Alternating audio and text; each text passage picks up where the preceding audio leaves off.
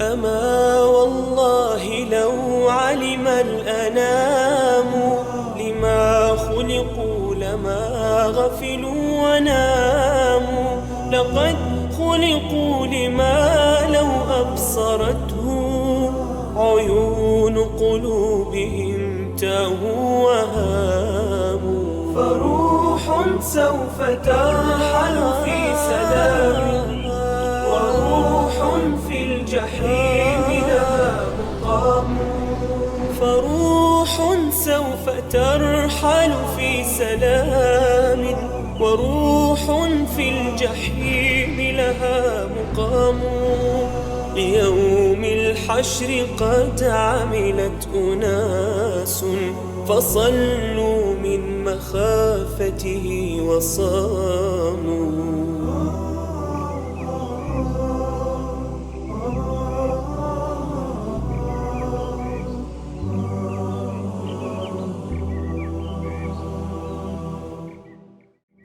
السلام عليكم ورحمة الله وبركاته. حياكم الله جميعا. Давайте закончим наш предыдущий рассказ о наказании в аду и о блаженстве в раю. Начнем с адского мучения. Аллах Свят Он и Велик говорит: «Воистину, если бы у неверующих было все, что есть на земле, и еще столько же, вся эта земля и все, что на ней, все дворцы, все здания, все машины, все деньги, все золото, все алмазы, вообще все. Если бы они имели все это и больше, еще столько же, чтобы откупиться от мучений в день воскресения, то это не было бы принято от них. Им уготованы мучительные страдания. Если бы они захотели откупиться этим, всеми сокровищами этой дуни, просто чтобы избежать огня, чтобы спастись от адского пламени, это не было бы принято от них. Затем Всевышний Аллах выносит по ним решение в своих словах. Им уготованы мучительные страдания, сильные страдания. Посмотри на огонь в этом мире. Огонь этого мира горячий и обжигающий. Так каким будет огонь ахирата? Мучения от него велики. И естественно, если бы ты отдал все, что только можно иметь, ты бы не спасся от мучений в аду. Хорошо, но почему же они изначально поставили себя в это положение? Если бы они просто поклонялись Всевышнему Аллаху, они бы не дошли до такого состояния. Аллах Свят Он и Велик говорит: они захотят выйти из огня. Они хотят выйти из огня, хотят убежать, но не смогут выйти оттуда. Им уготованы вечные мучения. Они так и останутся в аду и не выйдут из него никогда. Как сказал Аллах Свят Он и Велик, их пристанищем будет гиенна. Как только она утихает, мы добавляем им пламени. Посмотри на огонь этого мира. Огонь этой дуньи может утихнуть, может погаснуть, но не огонь ахирата. Как сказал Аллах, мы добавляем им пламени. Как только огонь утихает, как только пламя становится меньше, Всевышний Аллах увеличивает его. Мы добавляем им пламени и мучений. Аллах Свят Он и Велик говорит: если бы только неверующие знали о том времени, когда они не смогут отвратить огонь от своих лиц. Да упасет нас от этого Аллах. Посмотри на это описание. Взгляни на их положение.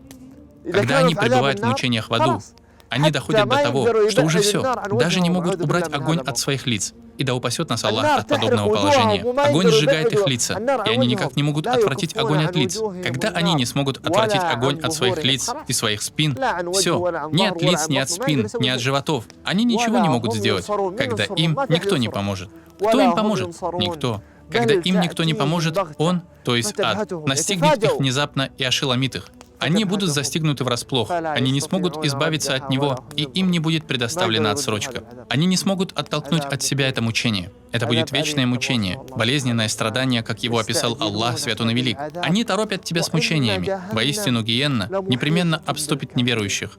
В тот день мучение покроет их сверху и из-под ног. Он скажет: кусите то, что вы совершали. Каждый, кто поступил несправедливо, каждый, кто притеснил какого-то человека, пусть боится Аллаха Свят Он и Велик, и пусть боится этого дня. Чтобы ему не сказали: вкусите то, что вы совершали. Вкуси сполна за ту несправедливость, которую ты творил. Но нет, это ляза. Некоторые ученые сказали, что слово «аль-ляза» означает, и понятно, что «аль-ляза» — это одно из названий ада. Они сказали, что «ляза» означает пламя, чистое пламя. Но нет, это адское пламя, сдирающее кожу с головы. Оно сдирает кожу с костей. Представь, что остаются одни кости, а вся кожа сдирается из-за силы этого огня и из-за высокой температуры, сдирающая кожу с головы, зовущая тех, кто повернулся спиной и отвернулся, кто копил и прятал. Аллах так говорит об адском огне, и я прошу Аллаха, Свят Он и Велик, защитить нас от него. Воистину есть у нас анкаль. Анкаль означает оковы. Представь себе, что наряду со всем этим мучением и болью людей еще и заковывают. Воистину есть у нас оковы. И ад, еда, которой давятся, еда, которой они давятся, и мучительные страдания. Таковы мучения в аду. Я прошу Аллаха, Свят Он и Велик, защитить нас от огня. فروح سوف ترحل في سلام وروح في الجحيم لها مقام. Огонь очень горяч. Он обжигает. Пророк Мухаммад, да благословит его Аллах и приветствует, говорит, как это приводится в Сахихе Аль-Бухари: «Этот ваш огонь, то есть огонь этой дуни, этот ваш огонь — это 70-я часть огня гиенны». Понял ли ты эту разницу? Огонь этого мира. Попробуй прикоснуться к нему, если хочешь. Или, может быть, ты и так уже нечаянно сталкивался с огнем. Наверняка ты с ним соприкасался и чувствовал его жар. Огонь обжигает. Огонь горячий. Есть люди, которые получили ожоги огнем. И есть люди, которые умерли из-за огня, которые были сожжены. Знаете, это очень страшно. Если ты видел фотографии некоторых людей, которые получили ожоги огнем этого мира, но не умерли, и да упасет нас Аллах, ты должен был заметить, что они очень сильно обезображены. То есть минуты или секунды, проведенные в огне, могут или убить тебя, или изуродовать. Изуродовать навсегда. Потому что огонь очень горячий, сплавляет кожу с костями, да упасет нас Аллах. Таков огонь этого мира. А каково различие между ним и огнем ахирата? Пророк Мухаммад, да благословит его Аллах и приветствует, говорит: огня в гиенне, то есть огня в ахирате, на 69 частей больше, чем огня этого мира. И каждая из них столь же горяча, как и земной огонь, на 69 частей. Возьми температуру огня этой дуни. Тот огонь больше ее на 69 частей. На 69 частей, каждая из которых столь же горяча, как земной огонь. Представь себе это, да упасет нас Аллах.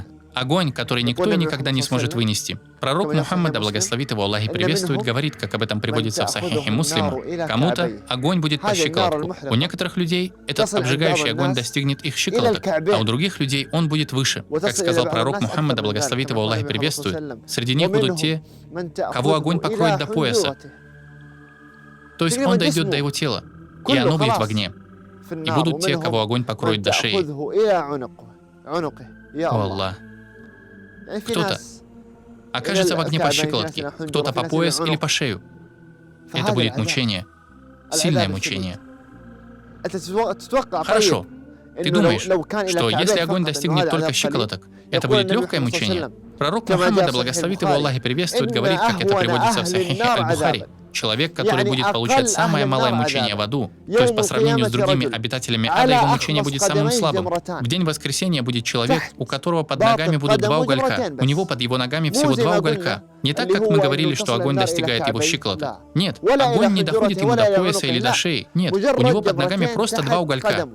И что же с ним будет? Пророк Мухаммад, да благословит его Аллах и приветствует, говорит: от их жара у него будет кипеть мозг. Да упасет нас от этого Аллах. Два уголька под ногами, но их жар достигает его мозга. Самих мозгов огонь касаться не будет. Мозг, грудь, живот, бедра, там не будет никакого огня. Просто два уголька под ногами. Но жар от них достигнет мозга, из-за чего его мозг закипит. Так что, как ты думаешь, будет происходить с животом, с грудью, с кишками? Конечно, они тоже будут кипеть. Все будет кипеть. И это всего два уголька. Так что будет, если огонь достигнет щиколоток человека, пояса или шеи? Это великий огонь. Очень горячий огонь.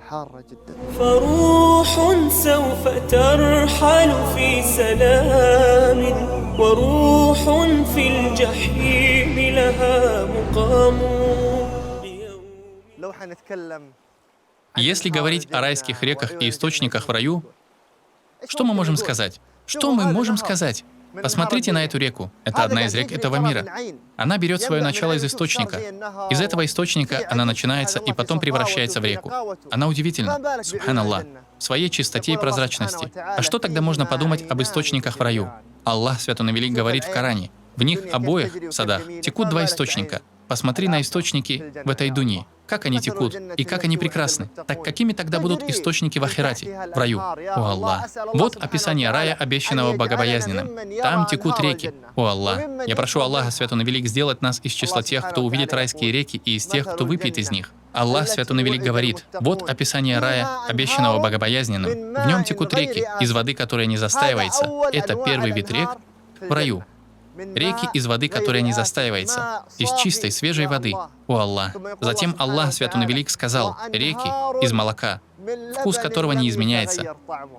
О Аллах! Ты себе это представил? Можешь представить себе реку? Целую реку, но не из воды, как мы к этому привыкли. Реку из молока. Реку из молока, о мусульмане. Это река белого цвета. Что может быть лучше? Что может быть прекраснее этого? Реки из молока, вкус которого не изменяется. Реки из вина, дарующего наслаждение пьющим. Представь себе реки из вина и реки из очищенного меда. Даже реки из меда. Что может быть прекрасней? Таковы будут виды рек в день воскресения. И, как сказали ученые, реки в судный день будут течь без русел. И это выше того, что может представить себе человек. Я прошу Аллаха Свят Он и Велик даровать нам возможность испить из этих рек. فروح سوف ترحل في سلام وروح في الجحيم لها مقام. Сейчас давайте немного поговорим о реке Аль-Каусар. О Аллах! Пророк Мухаммад, да благословит его Аллах и приветствует, говорит в хадисе, который привел ат-Тирмизи, и шейх Аль-Альбани назвал его достоверным: Аль-Каусар — река в раю. Это одна из рек в раю. Она впадает в водоем пророка Мухаммада, да благословит его Аллах и приветствует. Аль-Каусар — река в раю. Берега ее из золота. Представь. Представь себе это зрелище. И иншаллах наступит день, когда ты увидишь эту реку собственными глазами. Берега ее из золота. Из чистого золота. Пророк Мухаммад, да благословит его Аллах и приветствует, говорит: и вода ее течет по жемчугу. То есть русло реки усыпано жемчугом и яхонтами. Яхонт — это драгоценный камень, прозрачный, чистый, и он бывает разных цветов. О Аллах! Берега ее из золота. Вода течет по жемчугу и яхонту. Земля ее лучше, чем мускус. Что же может быть прекраснее этого? Земля этой реки лучше мускуса, приятнее, чем мускус, прекраснее мускуса. Какой, как ты думаешь, будет аромат этой реки? Также пророк Мухаммад, да благословит его Аллах и приветствует, говорит: вода ее слаще меда. О Аллах! Только посмотри на эти описания. Внешний вид, цвет, русло, берега. Посмотри на эти описания, субханаллах. И последнее. Вода ее слаще меда. Затем пророк Мухаммад, да благословит его Аллах и приветствует, добавил: и белее снега. О Аллах, белее снега. Если ты посмотришь на снег, ты увидишь нечто прекрасное. Так как будет выглядеть река с водой, которая белее снега? Я прошу Аллаха Свят Он и Велик сделать нас из числа обитателей рая. Я передам вам одну благую весть, и на ней я закончу эту серию. Пророк Мухаммад, да благословит его Аллах и приветствует, говорит, как это пришло в Сахихе Аль-Бухари. Он сказал сподвижникам: хотите ли вы быть четвертью обитателей рая? Мы ответили: да. То есть сподвижники согласились. Пророк Мухаммад, да благословит его Аллах и приветствует, опять сказал: хотите ли вы быть третью обитателей рая? Сподвижники ответили: да. Пророк Мухаммад, да благословит его Аллах и приветствует, вновь спросил: хотите ли вы быть половиной обитателей рая? Сподвижники ответили: да. И пророк Мухаммад, да благословит его Аллах и приветствует, сказал: клянусь тем, в чьей длани душа Мухаммада, я надеюсь, что вы будете половиной обитателей рая. О Аллах! Я прошу Аллаха Свят Он и Велик ввести нас в рай. В следующей серии мы закончим говорить о рае и аде. Особое внимание мы уделим некоторым качествам обитателей ада, которыми они отличались в этом мире, и которые привели к тому, что они зашли в огонь. И да упасет нас с вами Аллах от адского пламени. На этом все, и Аллах знает лучше. И да благословит Аллах и приветствует нашего пророка Мухаммада. أما والله لو علم الأنام لما خلقوا لما غفلوا